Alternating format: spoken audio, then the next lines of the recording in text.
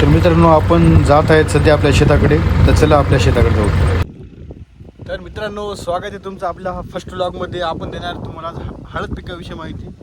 तर मित्रांनो तर तुम्ही समोर पाहू शकता हे आपल्या शेतामधलं एक 2 ते 2.5 एकरमधला प्लॉट आहे हळदीचा. एक 9 महिन्याचं पीक असतं मित्रांनो साधारणतः. याचं बी नसते, याचं बेन असते. लागवड प्रक्रिया तुम्हाला सांगेल मी नंतर कशी असते. पाहू शकता तिकडे थोड्याच पुढे आपला भाऊ हळद काढत आहे ट्रॅक्टरने आपल्या.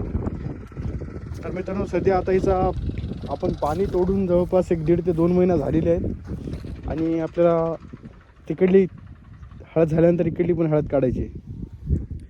तर मित्रांनो मी तुम्हाला लवकर दाखवतो की हळद काढतात कशी. चला तर माझ्यासोबत. मित्रांनो हे आमच्या गावचे प्रगतशील शेतकरी गंगाधर महाराज गिरी. तर ही हळदीचा पाला असा जाळून देत आहेत बघा. आणि काल भरपूर पाणी पडल्यामुळे आमच्या इथलं पाला जळत नाही. ट्रॅक्टरच्या सहाय्याने मित्रांनो अशी हळद काढत आहेत बघा. थोडं रान गच जात आहे म्हणजे त्या मोगड्यामध्ये भरून येत आहे. बाकी काय नाही. हळदीची क्वालिटी तुम्ही पाहू शकता. हळद 1 नंबर निघत आहे आमच्या भावाला सध्या. मित्रांनो पाहू शकता आमची हळद आम्ही फुकून दिली आणि गरम करणे जाता कांड हो जाता है कार्यक्रम झाला आमच्यासोबत. तर आमचा कार्यकर्ता जाळ पेटून आता स्वतः डब्याने विजत आहे पाणी टाकून त्याच्यावर. तर आमचं 25% जळून गेलेलं आहे बघू शकता तुम्ही. चला मित्रांनो भेटू पुढच्या ब्लॉगमध्ये. ब्लॉग कसा वाटला नेमके कमेंट करा मला बी.